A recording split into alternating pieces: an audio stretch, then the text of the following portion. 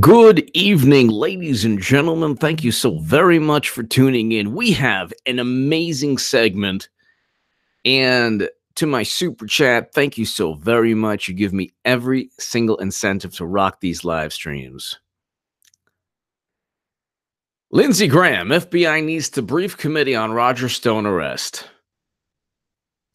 Washington Senate Judiciary Committee Chairman Lindsey Graham today sent a letter to Director of the Federal Bureau of Investigation, Christopher Wray, regarding the Bureau's arrest of Roger Stone. Since his appointment, quote, since his appointment, I have supported the special counsel Mueller's ability to conduct his investigation without interference. Moreover, I have always been a strong admirer and supporter of the FBI. However, while I firmly support law enforcement, taking into account threats, safety, flight risk, and the need to ensure evidence is preserved, I am leery that a subject of the special counsel's investigation who had retained counsel had publicly stated that he believed that he would at some point be indicted and was apparently willing to surrender voluntarily, was arrested in a pre-dawn raid at his home, Graham wrote. He continued, the American public has had enough of media circus that surrounds a special counsel investigation. Yet the manner of this arrest appears to have only added to the spectacle. Accordingly, I write to seek justification for the tactics used and the timing of the arrest of Mr. Stone. And we have yet another. So you had President Trump. Jordan, thank you. President Trump told Michael Cohen to lie. Uh-oh, that was wrong. Oh, that was wrong. That wasn't right at all. Then you had, the restricted numbers. They were from President Trump to Donald Trump Jr. to speak about Clinton's emails with a Russian lawyer without any link to Putin. But okay, let's perpetuate that myth. Oh, that was wrong too.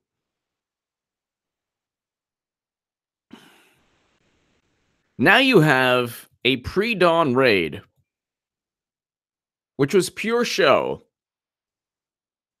And it's like, where is the reciprocal? Where is the reciprocal investigation? It's bizarre. At this point right now, there is no evidence at all. There was never any evidence. It was all an overt fabrication. The economy is good. Job numbers are great. 2 years into President Trump's administration, people are like, well, how can a Bernie supporter like Trump? Because the average American is doing better under Trump. That's why. Because Obama's economy was horrible. It was not a good economy. It was a 1.6% GDP growth. You have record low Black and Latino unemployment. You have unemployment, and you have job numbers that are great. You have GDP that's growing. How is Trump a bad president? I want to know this. Aside from, the only way the left can say that Trump is a bad president is by linking something he said to some absurd theory that some professor at Berkeley spouted in 1998. And oh my God, let's preach and let's pontificate because the left is so moral. However, when it comes to Hillary Clinton or Barack Obama or anyone else, they're not, suddenly they destroy nations and they say the most horrific things, but they get away with it because the media doesn't care. That's why when Bernie Sanders or Alexandria Ocasio-Cortez, or especially people on the left like Pelosi, whenever they pontificate or preach, it's like the average American just rolls their eyes or looks the other way. Who cares? Bernie Sanders was cheated. He almost apologized he almost apologized for the Democrats cheating him. So he perpetuated the same ridiculous myth, which is absurd. I mean, it's really, really absurd. It's really, really absurd.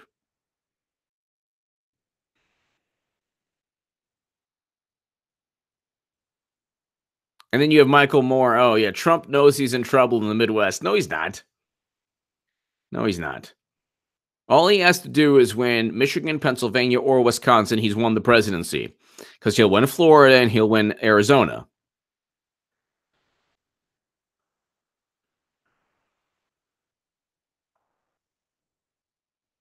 So then I get like it's unbelievable. One person's like, oh, well, he said something about Libya. Trump did. Yeah, well, Obama destroyed that nation. Little bit of a difference, don't you think? Everything, like the left exists to simply make everything morally relative. That's the only way. That's the only way they can pontificate. And you have Americans being brought home from war, but of course, they don't want that. The Democrats don't want that. They don't want Americans being brought home from war. They don't want Americans being brought home from war, but they're going to pontificate. They don't want peace between North and South Korea. They don't want a president to stand up to the intel community. They don't want a great economy. They don't want 4 million jobs, 4,100,000 jobs in 2 years. 4,100,000 jobs created. 400,000 plus manufacturing jobs.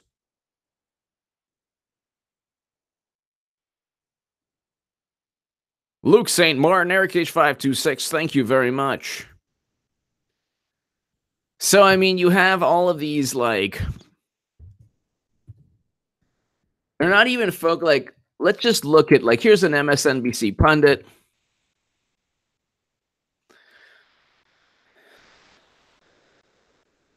They're not talking about jobs. They're not talking about a great jobs report. This is Donald Trump, of course, in 1989. Oh, my God. Meanwhile, the crime bill was pushed, and that affected a lot more people than this topic. Tens, hundreds of thousands of people. But of course, let's put, we can't find anything else, so let's go ahead and bring up something he brought back. Which, by the way, the Clintons were all for.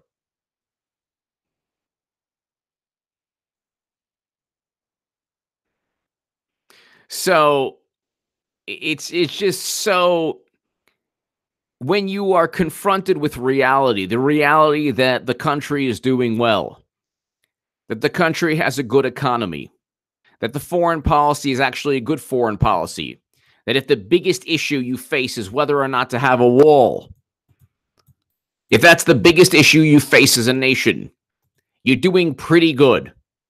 You're not bailing out banks. You're not destroying countries like Hillary Clinton and Obama did with Libya. And then somebody said, oh, he was in favor of that. So what? Whether or not he was in favor of that or not is irrelevant. He wasn't even in government.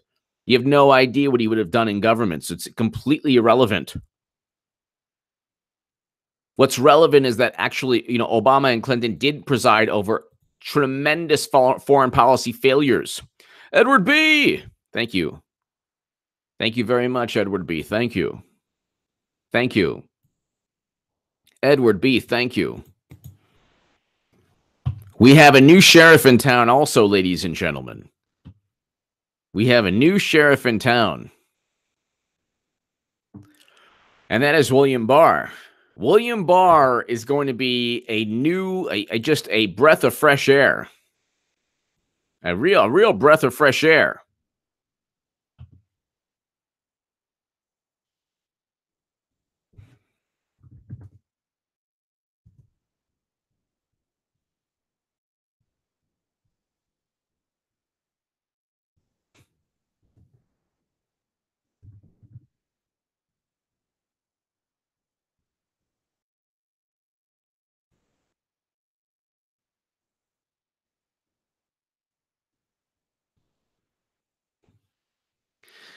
The interesting thing, ladies and gentlemen, also, please, please, please, I have an HA Second Amendment channel.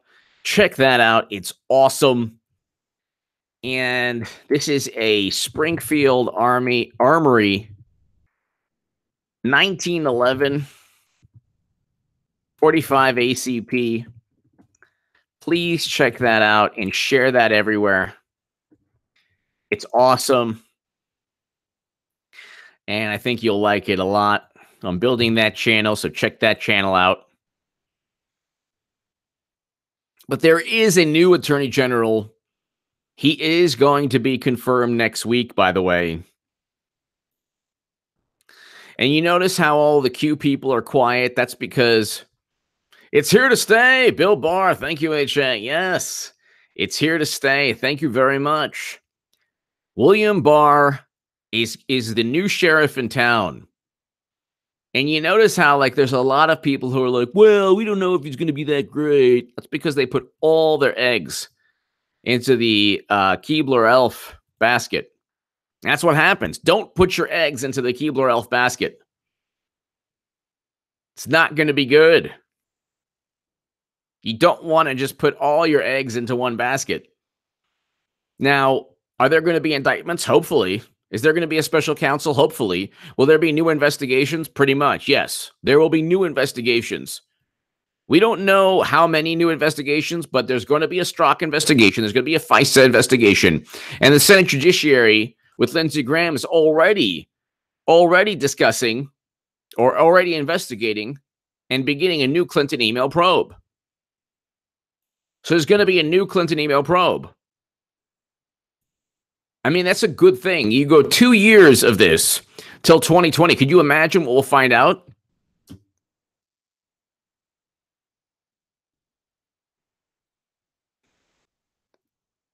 And ladies and gentlemen, it's like, you know, it's been a little bit slow lately. I mean, the news is slow because Trump is just waiting. He's just waiting for William Barr. He's just waiting for William Barr. He's waiting for William Barr. He's just, you know, next week, William Barr is going to be Attorney General. He'll have an official Attorney General. He won't have somebody the Democratic Party silenced for 2 years. I mean, this has never happened before.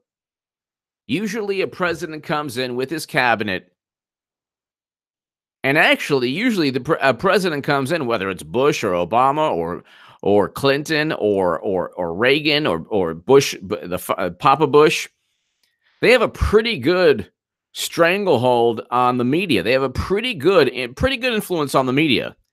Trump has nothing in terms of the media. And he wants to bring home Americans from war. What is wrong with that? Can you tell me what's wrong with that? What is wrong with bringing home Americans? When people say, like, oh, HA, he liked Trump for the money. No, that's absurd. There's no money, by the way. If the real money is on the left, and the real money is supporting Hillary Clinton or the Democratic narrative or the Russian hacking myth, that's where the money is. That's where the subs are. Not talking about Clinton getting indicted, which she will, which I'll be right about.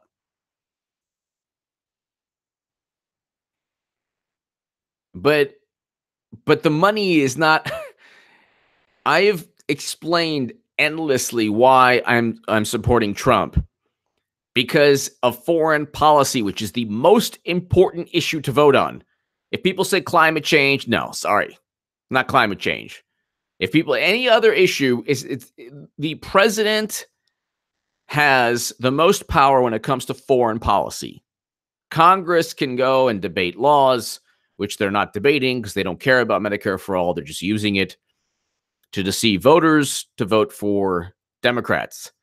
The reason I like Trump and the reason he is a great president is that he is bringing home Americans like I said he would.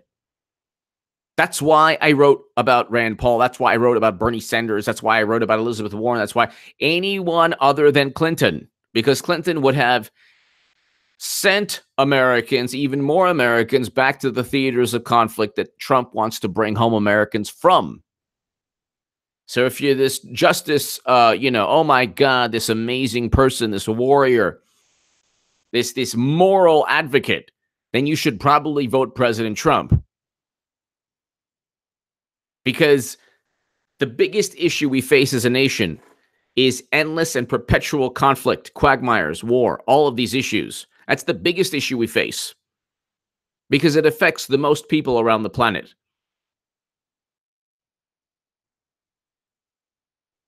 But you can't expect people to get that when they conflate a country in Latin America with a country in North Africa and say, oh, it's the same thing. It's not the same thing. It's not the same thing. You're desperately trying to make Trump into like this militant, but he's not. Militarist, but he's not. He's bringing home America. That's why Democrats don't want that. And when we have an attorney general that finally says, you know what, we're going to flip the script. We're going to investigate Uranium One. We're going to investigate FISA warrants. We're going to investigate Peter Strzok. We're going to investigate the genesis of Trump Russia. Then suddenly you will have a whole new ballgame. Suddenly you'll have subpoenas. Suddenly you'll have people bring Brock to task. Bernie voters should vote for Trump, not Kamala Harris. And I don't care. Like, the thing is, Bernie Sanders of today, he is a shell of himself. He's not who he was. He's not half the man he used to be in terms of policies or values. He has allowed the Democratic Party to water down, to carve out one policy, Medicare for all, which they're not even serious about. Notice how they already had like gun control legislation already. When they got the House, thank you, Omega 36001, thank you. When they got the House, they didn't have Medicare for all legislation ready, but they had gun control legislation. Oh, they sure did. Ramla Farah, hello. Oh, they had certain legislation ready.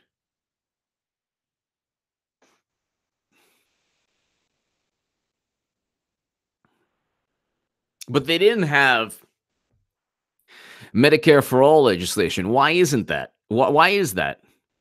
Why didn't they have the signature legislation that they pontificated about since for 2 years? I thought Alexandria Ocasio-Cortez and other people said, well, people are losing their lives because they don't have Medicare for all. Well, wait a second. Where's the legislation? I don't understand. Where's the legislation? I don't get it. I thought, okay, so 12 years from now, people are going, like, the world's going to end. So where's the new Green New Deal legislation? I thought all of these bills were very feasible. You came in, you said abolish ICE. So if that's feasible, vote on it now. How hard is that? So what? It's February. So in 1 month, you can't have all of these bills ready. Why not? I thought it's life and death. I thought the rhetoric was vote for us, make sure we get the House, and we'll implement this legislation. And then I get from my RT appearance, well, she's only been there for 3 weeks. Yeah, and so what? And so what? Well, she's only been there for 3 weeks. What do you want? I mean, really? So what? How are you going to say that oh, well, someone's only been there for 3 weeks, but you're going to pontificate and you're going to say, oh, you know,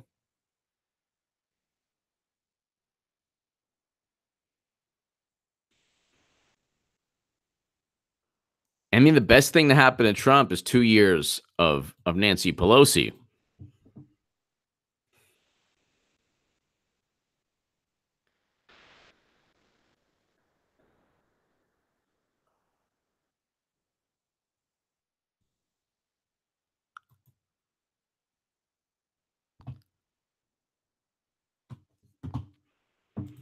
And then you have Twitter. It's just like so, oh my God.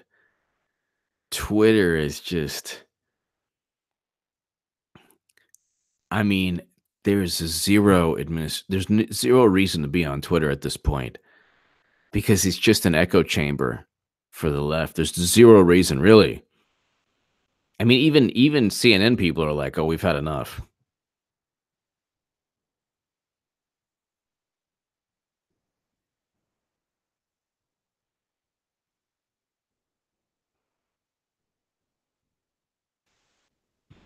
It's just, it is so disingenuous. It's so disingenuous. They don't care about foreign policy. They don't care about bringing home Americans. They'd rather have a max boot foreign policy with the, semantics that they're used to. If you speak in a certain way and if you keep Americans abroad forever, you're okay. But if you want to bring Americans home, oh my God, John Brennan doesn't want that. James Clapper doesn't want that. You can't have that. Oh my God, you can't have that. You can't say certain things, but you can keep Americans home away from their families forever. That's okay, actually. That's more. And so we have to listen to these moral, like these people devoid of any morality. Let's look up the definition. Let's just read the definition of morality. Principles concerning the distinction between right and wrong or good and bad behavior.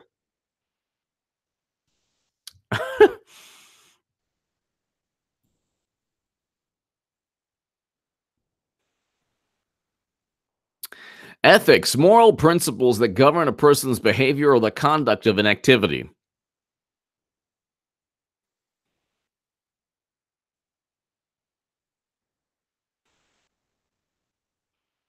So you have morality, principles concerning the distinction between right and wrong. Okay. So the crime bill that Hillary Clinton and Bill Clinton pushed, that is moral or immoral? When President Obama destroyed Libya with Hillary Clinton, that's moral or immoral? When President Obama presided over Standing Rock and did nothing to prevent the brutality there against Native Americans, that's immoral or moral? Is that good behavior or bad behavior? When President Obama sent Americans off to theaters of conflict without bringing them home like he said he would, is that moral or immoral? When he lied about Hillary Clinton knowing that Hillary Clinton had a private server that was transferring top secret intelligence, moral or immoral? Is that good behavior or bad behavior? Why should we listen? If Bernie Sanders is cheated and he doesn't have the courage to differentiate between right and wrong, good or bad, and he doesn't have the guts, the courage, the fortitude to say, hey, you know what? Putin didn't cheat me. Debbie Wasserman Schultz did. Hillary Clinton did. If he doesn't have the guts to do that, is that moral or immoral? And if the argument is, well, he only did that because he wants to further Medicare for all, and how can he do that if he's a pariah? Well, guess what? He's already a pariah. The Democrats really hate Bernie Sanders, and they're not even pushing Medicare for all. So there you go.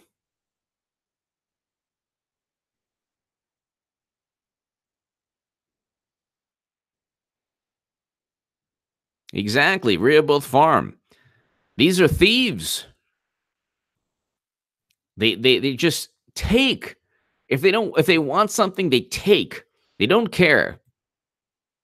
They don't care. Two people, by the way, two operatives were forced to resign in 2016 for fomenting violence at Trump rallies. And now we have to worry about Medicare. Now we have to worry about Alexandria Ocasio-Cortez as the nation's preacher.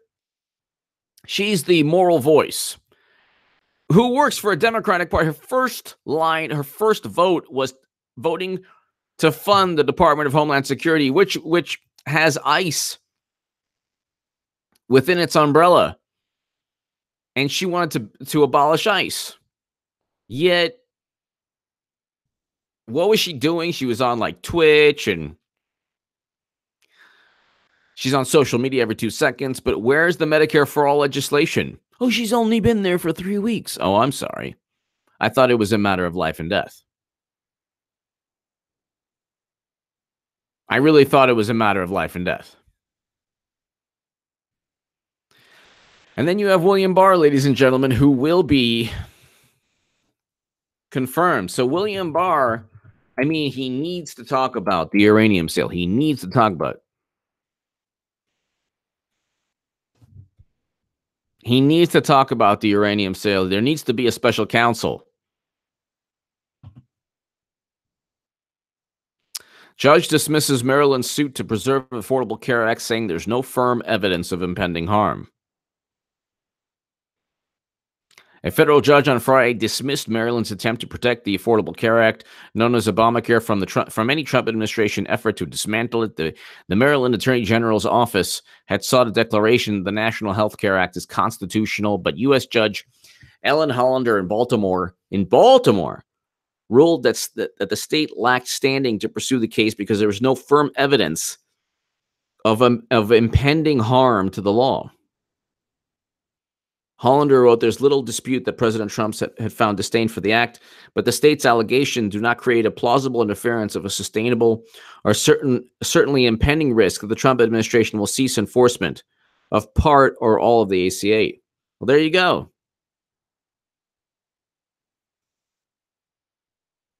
In effect, the state proclaims that the sky is falling, but falling acorns, even several of them, do not amount to a falling sky. Look, it's going to be an uphill battle. I do believe President Trump's going to win. And I've been saying that since 2016, after November 8th, 2016. But I will say that William Barr, the Department of Justice, Lindsey Graham, the Senate Judiciary Committee has to focus on Clinton's crimes, has to focus on James Comey, Andrew McCabe, Peter Strzok, all of these criminals. And the criminal acts are documented by The Hill, even CNN, even Newsweek. I mean, it is a crime to utilize a Steele dossier when you know there's no evidence there.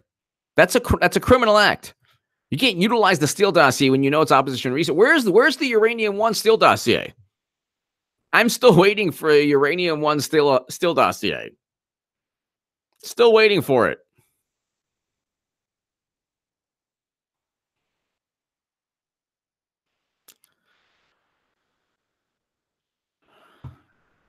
Still waiting for it.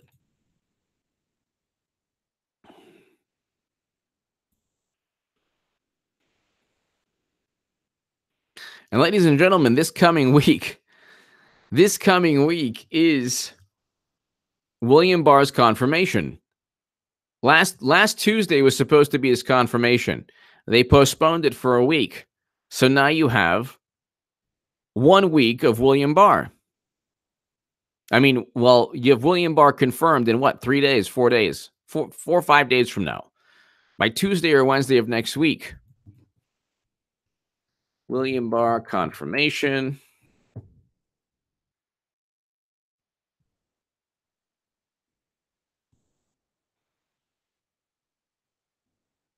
It's like they focus on the most absurd things. Like, oh my God, we really have to know if Trump worked with Russia. He never worked with Russia.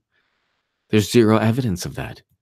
In fact, the only evidence was purchased by Hillary Clinton. Why doesn't Trump purchase some evidence about Clinton?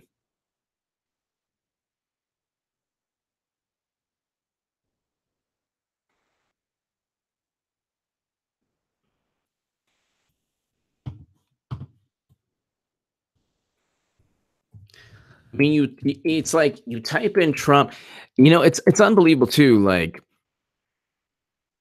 the reality is that there's a good economy. The country is doing well generally. And it's doing a lot better than under Obama. But the media is having a meltdown, and it's even worse than before. Like, the better things get in terms of the economy or foreign policies, bringing home Americans, Then the worse, the more fanatical they become. And you have people who, how many people do you know that have lost friendships, that have literally said, well, I'm not speaking to you if you vote for Trump? It's not rational. It's illogical. What kind of person? I know people like this. Like, if you vote for Trump, I'm not your friend anymore. It's like, these people are like, have lost their minds. They've lost their minds. I don't say that with Clinton. Most of the people that I know voted for Clinton. I don't say, well, if you vote for Clinton, I'm not going to be your friend anymore. I mean, it's like so pathetic. They've convinced themselves. See, they don't really have anything that Trump has said, like in the past 2 years. So they have to go back in time. Well, you did this in 1989. Well, yeah, and Hillary Clinton did far worse. You're not going to focus on that? Don't want to focus on that, huh?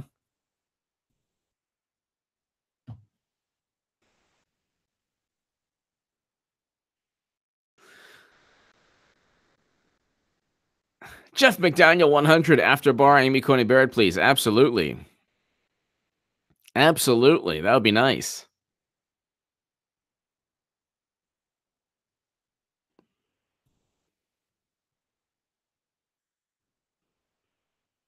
But I mean, there's really, like, it's funny too, because there's a great jobs report today. The stock market is up, but all you have is hit pieces. That's really all you have.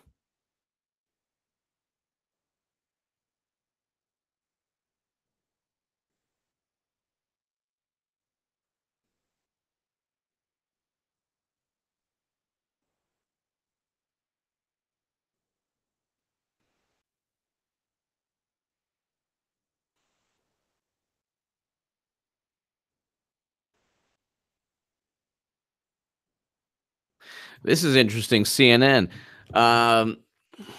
This is actually a decent, even though they're kind of writing it to like get people worried. Donald Trump's big 2020 edge. In his first 2 years in office, Trump raised $130 million for his 2020 race and has spent all but $19 million of it. Those numbers are absolutely without any modern comparison, as both George W. Bush and Barack Obama largely eschewed raising money for their reelection in their first 2 years of the White House. Obama had raised just over $4 million for his 2012 race at this point in 2011. Trump has no such compunction. He has held a series of big-ticket fundraisers since almost the beginning of his administration, and his super PAC aligned with Trump raised $75 million over the first 2 years of his presidency as well. That sort of focus on fundraising means the Trump 2020 campaign will be vastly better funded and, in theory, better organized and structured than his 2016 effort, which was badly outspent in every swing state by Hillary Clinton, and she still lost. Then she blamed Russia. Of course, money is not determinative of outcome. If it were, Clinton would be president right now. With a crowded Democratic field in place, Trump will also be able to continue to raise and spend tens of millions of dollars on his general election campaign, while his likely opponents beat each other up and exhaust their own their own campaign coffers. One reason I think Clinton will eventually run again, even though she keeps saying it, and then, somebody says, oh, well, she's not going to. There's nobody who is even close. There's nobody who's even close to fundraising. Name a Democratic candidate that is even going to come close to Trump in terms of fundraising. You can't. Jeff McDaniel 100. I don't think the MSM likes Trump. Jeff McDaniel 100. No, they don't. No, they don't.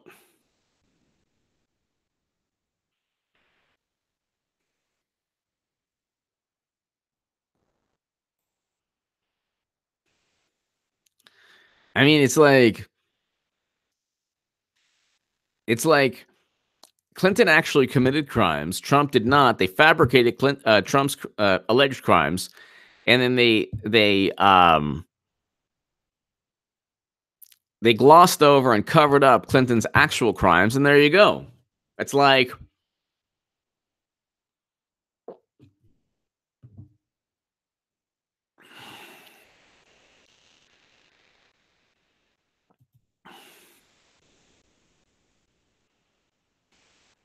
Alex Seuss, thank you. But what can I tell you? I mean, it is really quiet lately. It's just so quiet lately. We need the Attorney General is going to be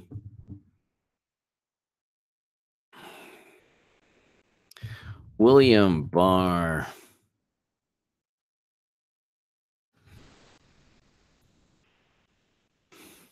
Senate panel delays vote.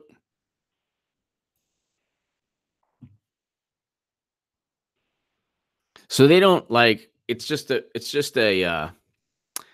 the committee scheduled the vote for February 7th. So February 7th, ladies and gentlemen, what? Next Thursday. When's February 7th? I believe it's next Thursday. Yep. February 7th, ladies and gentlemen.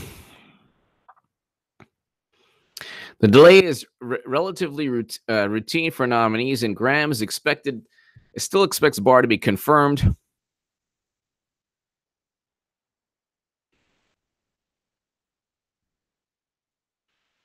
I mean, William Barr has to. This whole thing with Mueller, it's like absurd. They have to investigate Uranium One because it's actually. Which is worse, uranium capacity or Facebook guys? And I'm like, oh my God, a foreign power. Well, that's what Clinton did. She purchased the Steele dossier. The Steele dossier was all about working with a foreign power.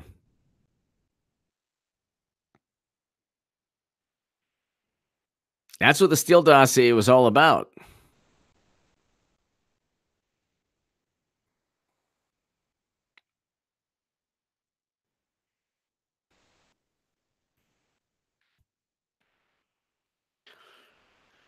And it was interesting when my RT segment, like, oh yeah, the Democrats were like misogyny, and I brought up Keith Ellison, and there was crickets. There was like nothing. You can't even bring that up. You talk about misogyny. Oh, Keith Ellison, Bill Clinton,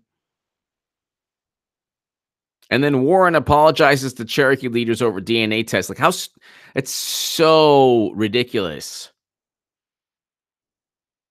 Is Elizabeth Warren, by the way, you said nothing at Standing Rock?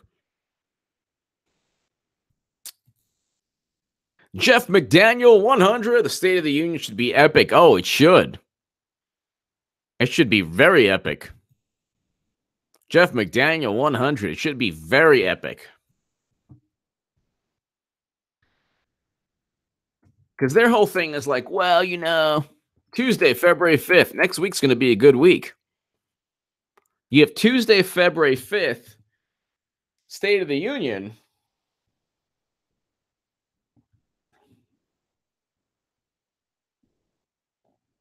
And then William Barr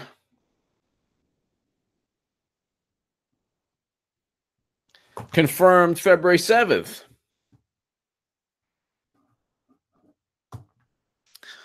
So, and then, I mean, look, it's approaching, 3 weeks? He's going to, if he doesn't get the funding, he's going to state of emergency.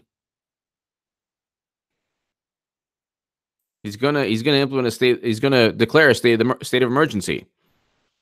Jeff McDaniel, 100. Thank you.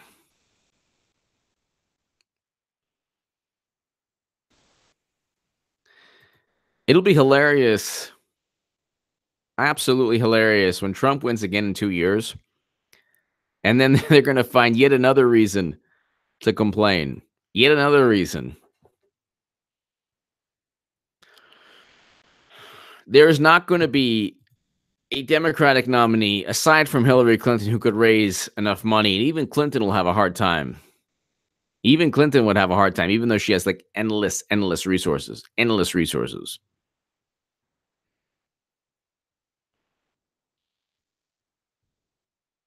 So look, February 7th.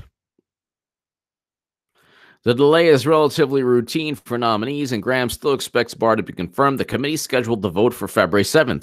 Do you realize, ladies and gentlemen, February 7th, you have a new attorney general?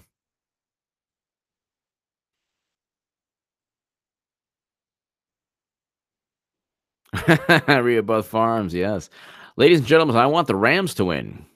I think the Rams are going to win, actually. To beat the Patriots, you need a good running game and a good defense.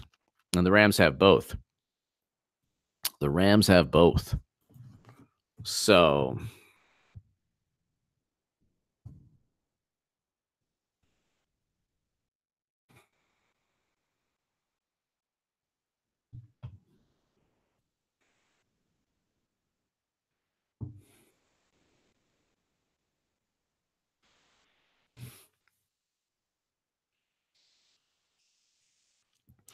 next Tuesday is the State of the Union. Next Thursday is William Barr.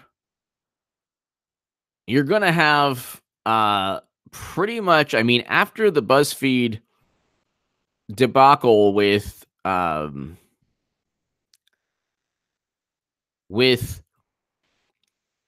Mueller actually refuting the story, it's like, well,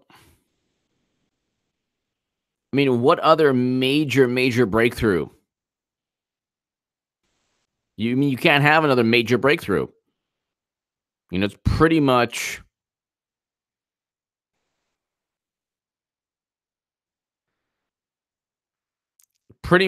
you're pretty much done in terms of fomenting. Now they're going back to newspaper ads in 1989.